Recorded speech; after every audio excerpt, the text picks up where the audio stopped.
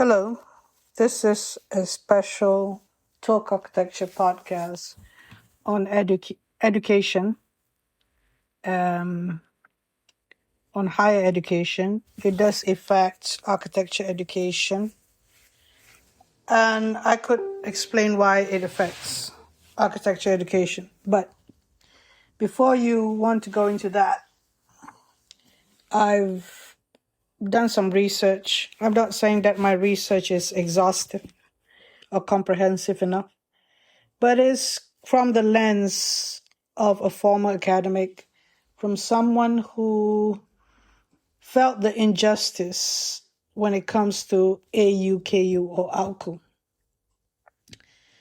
I did post philosophically 2 days ago on exploring the abolishment of AUKU, and I also state that MQA need to be abolished as well.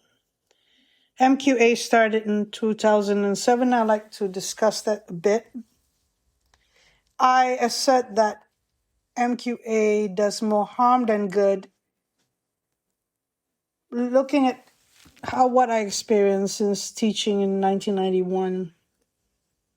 So I asked the question to Google, can universities function without Ministry of Higher Education? And it says yes, universities can function and even thrive without a central Ministry of Education, which I conclude as the role of MQA. And also it relates to the law, which is AUKU. So how does university function without a central Ministry of Education? It relies instead on independent boards, self-governance, private funding, and accreditation bodies. However, the completely removing a national coordinating body changes how public funding, national standards, equity, policies, and legal frameworks are managed. So I would like to know the equity policies because I don't see students gaining from this, or students can easily be unfairly treated on the, shall we say, debates that students could raise, or arguments or complaints is being muffled by AUKU. Because it has very strong legislative powers of just suspending the students. And it also follows that teaching staff can also be unjustly disqualified or made to retire early, or have the consequences from their actions because of AUKU. So I don't see the equity policy in this or the fairness in this. When you talk about national standards, I did argue that the universities themselves have to compete for students to want to enroll in their courses. And they would want to get to the standards that they need to be. So there are accreditation bodies, such as in architecture courses, you have the Malaysian Board of Architects, LAM, to provide for accreditation. So what do you need extra in MQA and so on? So I may go into the extra part later on in this episode. But it says here, I just want to continue with what Google search says. So how universities operate without a ministry is that it has institutional autonomy, private and self-funding, independent accreditation, alternative legal frameworks. Alternative legal frameworks, when we talk about AUKU, is that the governance falls under general corporate law or specialized public trust rather than direct ministerial oversight. I did argue that Ministry of Higher Learning or Higher Education is not needed in Malaysia, and specifically to refer to as legal or alternative legal frameworks that we need to have in place. So Yes, it is. If you're saying that go forward, go forth, universities is a corporation. So we follow corporate laws. And then when you talk about specialized public trust, there will be a huge change in how we fund universities. And there will be a proper corporate strategies that has to deal with getting those funds, obviously. Then we are not needing to be succumbing to the government's interference on higher education, because higher education is not something that needs to have meddling with the agencies like Malaysian qualification agencies and the higher education ministry, because they can exist on their own. They can compete on their own. There was a time when, back then in the 80s, when we have very few universities, and then you have the emergence of all these private universities, and you want them to be as having the quality assurance needed, and you have the MQA coming in. They would die even if without the MQA needing to be there. They would die the death where they could not get the staff, could not get the quality. Now in the era of social media, you can quickly see the quality that is provided by these institutions of higher learning. So, yeah, a ministry typically provides public financing, distribute national tax revenues and subsidies to keep public universities accessible and affordable. There could be price increase, and at the same time, it could be much more fairer when it comes to getting the best and the brightest brains to be in the universities. But what is the university for? You could actually have the citizen of the country regulating the universities in their own way. There could be other models of how to operate a university. I am just giving some brainstorm session here. And one of the models is using blockchain, where people who want to study a subject, maybe they form credits, and they can study it in their own sweet time. Because when we have this MQA and all these other ranking issues, you have policies that come out of nowhere, like graduate on time, and you have supervisors working overtime, students working like hell, trying to graduate on time. And what sort of work that they end up with is publications that are, shall we say, based on research that is not really of high quality. Yes, we know about universities in the US where, the Ivy Leagues and how they have endowment funds and how they could manage themselves. And they have labs or research centers or faculties that are rich, so that they could maintain the quality of teaching staff. I mean, there are a lot of things we can learn from that. The quality of teaching staff is one thing that you need to have in a university, because that's why you go to university. Just say, like going back to the blockchain idea, where I'm a student and then I want to study something, and I want a diverse sort of education, science and arts. Although I do computer science, I know that I want to go into the music industry, so I want to learn music. So therefore, I find the professors or the teaching staff that could provide for that. An online course, or I could go for when they have hybrid sessions, they have on-site programs or talk or workshops. And I would build my understanding from this, and I would get accredited. The accreditation is Where does the accreditation lie? So I have built up enough knowledge and skills, and then I can go for an examination that, shall we say, who are the stakeholders who are interested?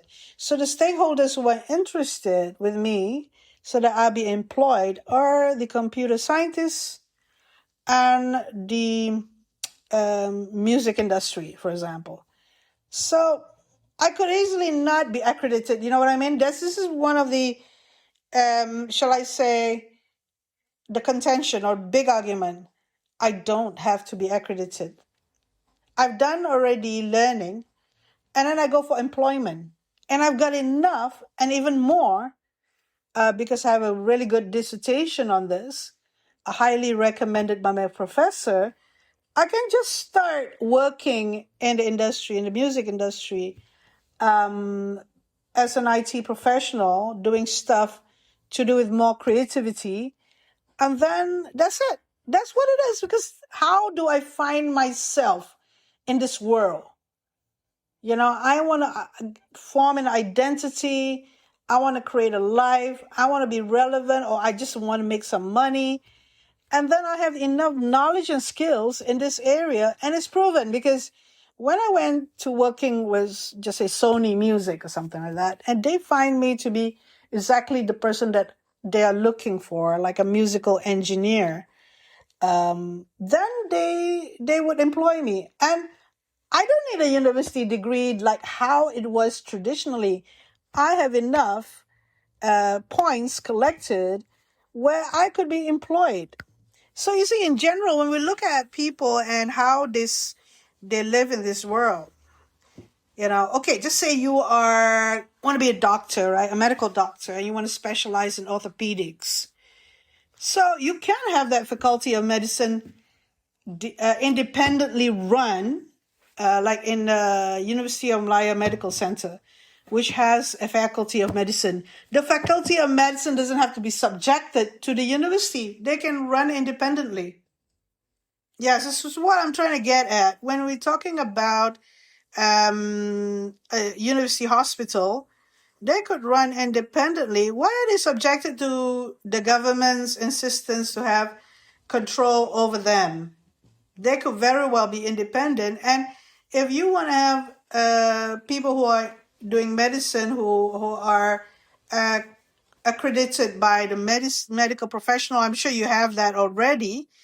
And why do you need to, where do you need further than that? Because those in the medical profession are also part of this medical accreditation body. And the professors that, there are the main, surgeons, a surgeon that does orthopedic surgery. You will have to be shown to be someone who can do surgery later in the teaching hospital, because a teaching hospital is practical, is clinical, is to do with surgery and operating theaters. They would know whether you can do the job.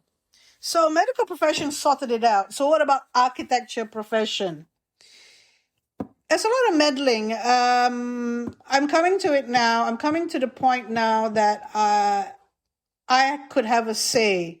I mean, I don't have a say in medical profession, but I have a say in the architecture profession.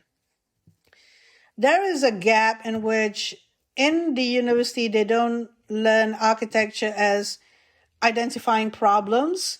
And it doesn't matter what the solution that the student provide, if solution is the orientation of what the education needs to be done. I mean, that you're grading based on what? The form making ability or the image or the ability to use the tool very well. But actually, architecture is about identifying problems. Just say in a design thesis, you have old folks' home integrated into a multi-story apartment building. So there are these things that you identify: the integration part, the separation part, the separate units, the block, the context, the master plan, the clustering of the blocks, and the design of the block, and the unit design. So what are the problems that you go out there and research regarding such case studies with regard to this similar sort of design out there and find out what the problems. It could be in terms of sustainability, or it could be in terms of environmental design, acoustics, thermal comfort, and so on. It could be in terms of construction. Make it like, how do you design it from timber, for example? You came out with the design that you're gonna explore, totally. So it's all about the innovation then that you could come out with. So the point is, who are the ones qualifying architects or architectural students? If you have the meddling of the MQA and the meddling of the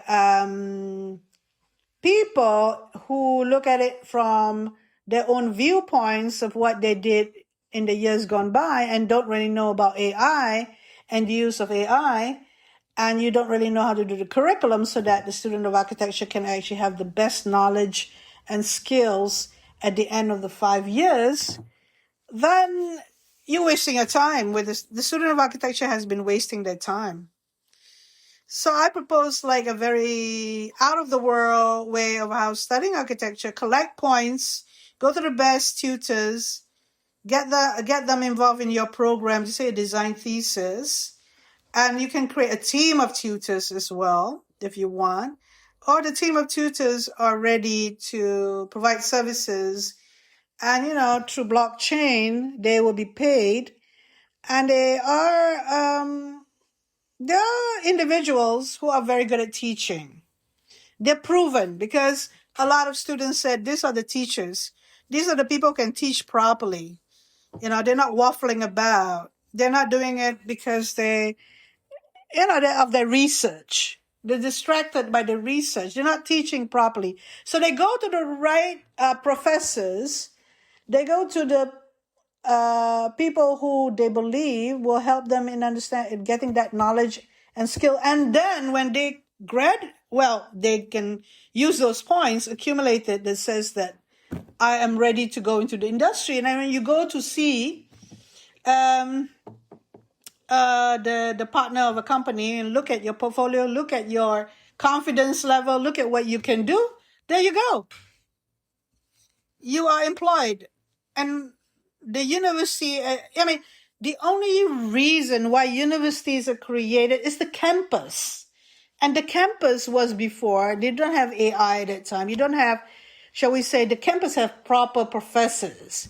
And the campus is a campus life. And you live in a campus because you want that kind of life, living together in dorms or having, those are things that you can create or you want or you don't want.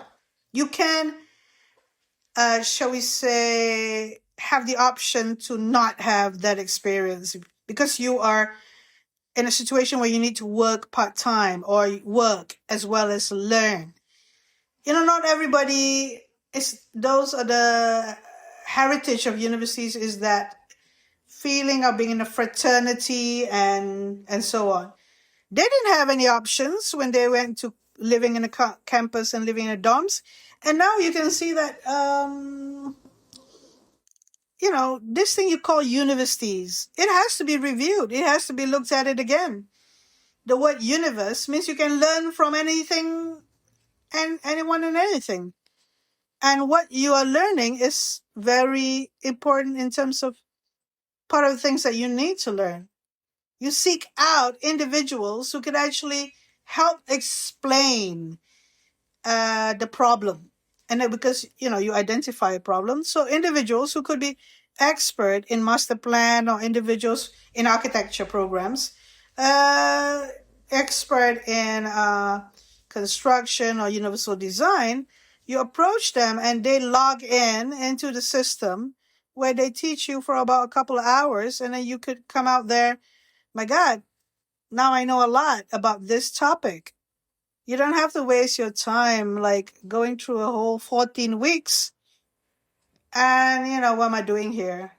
I'm not learning anything, and the professor is waffling about just using me for his research. So what I'm trying to say is that I'm going on and on now based on just this one thing, that a ministry provides public financing. So if you are able to work yourself, You don't need to be having any funds. You can do it yourself.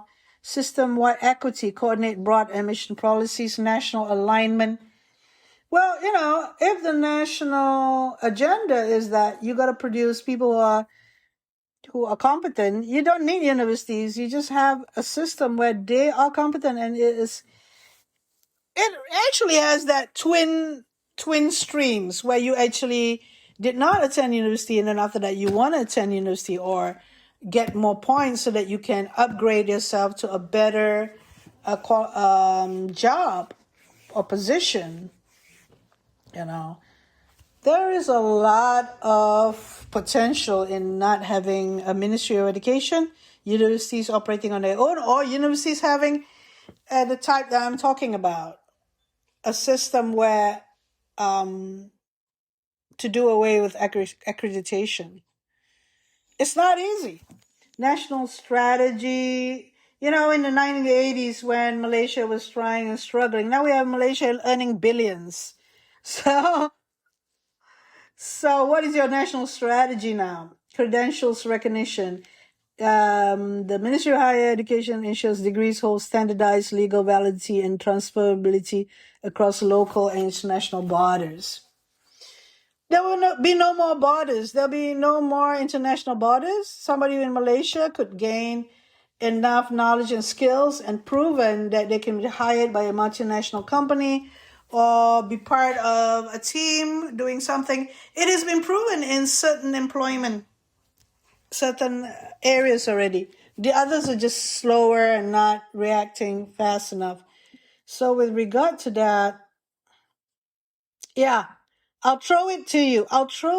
That we don't need an act such as AUKU, AUKU. We don't need a Ministry of Higher Education. We certainly don't need a Malaysian qualification agency because we can do it ourselves as citizens. We can qualify ourselves. And best of all, the individual can actually be critical of themselves. And, you're not subjected to a lecturer giving you C plus, whereby your effort is actually A. Or a lecturer giving you A, because they want to get as many A's as possible so that their faculty look good, but you actually think that it's a B or a C. So you yourself can judge yourself better because you're not being muddled by other people's perception of your work. You saw that you actually come to a certain level of skills and knowledge.